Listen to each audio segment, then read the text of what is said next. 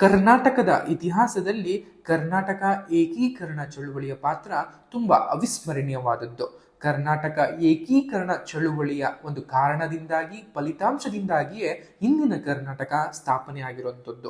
ಹಲವು ಆಡಳಿತ ವಿಭಾಗಗಳಲ್ಲಿ ಹರಿದು ಹಂಚು ಹೋಗಿದ್ದಂತಹ ಕನ್ನಡಿಗರನ್ನ, ಕರ್ನಾಟಕದ ಭಾಗವನ್ನ ಒಂದುಗೂಡಿಸುವಲ್ಲಿ ಕರ್ನಾಟಕ ಏಕೀಕರಣ ಚಳುವಳಿ ತುಂಬಾ ಪ್ರಮುಖವಾದಂತಹ ಒಂದು ಪಾತ್ರವಾಗಿರುತ್ತೆ, ಪ್ರಮುಖವಾದಂತಹ ಚಳುವಳಿಯಾಗಿರುತ್ತದೆ. ಈ ಒಂದು ಏಕೀಕರಣದ ಚಳುವಳಿಯಲ್ಲಿ ಅನೇಕ ಸಂಘ ಸಂಸ್ಥೆಗಳು, ಸಾಹಿತಿಗಳು, ಕೃತಿಗಳು, ಪತ್ರಿಕೆಗಳು ಮತ್ತು ವ್ಯಕ್ತಿಗಳು ತಮ್ಮ ಕೊಡುಗೆಯನ್ನ ನೀಡ್ತಾರೆ. ಇವರೆಲ್ಲರ ಒಂದು ಜೀವದಾನ, ಶ್ರಮದಾನದ ಒಂದು ಫಲವಾಗಿಯೇ ಕರ್ನಾಟಕ ಇಂದು ಸ್ಥಾಪನೆ ಆಗಿರುವಂಥದ್ದು. ಅದರಲ್ಲಿ ನಾವು ತುಂಬಾ ನೆನೆಸ್ಕೋಬೇಕಾಗಿರುವಂಥದ್ದು ಕರ್ನಾಟಕ ವಿದ್ಯಾವರ್ಧಕ ಸಂಘ, ಕನ್ನಡ ಸಾಹಿತ್ಯ ಪರಿಷತ್ತು, ಕರ್ನಾಟಕ ಸಭೆ ಅಥವಾ ಕರ್ನಾಟಕ ಏಕೀಕರಣ ಸಭೆ, ಆಲೂರು ವೆಂಕಟರಾಯರು, ಶಾಂತವೀರಪ್ಪ, ಗುರುಸಿದ್ದಪ್ಪ ಮೆಣಸಿನಕಾಯಿ, ಶೇಷಗಿರಿ ರಾವ್, ಕಡಪ ರಾಘವೇಂದ್ರ ರಾವ್, ಪಂಡಿತ್ ತಾರಾನಾಥರು, ಈ ರೀತಿಯಾದಂತಹ ಅನೇಕರ ಫಲವಾಗಿ, ಅನೇಕರ ಶ್ರಮದ ಒಂದು ಫಲವಾಗಿ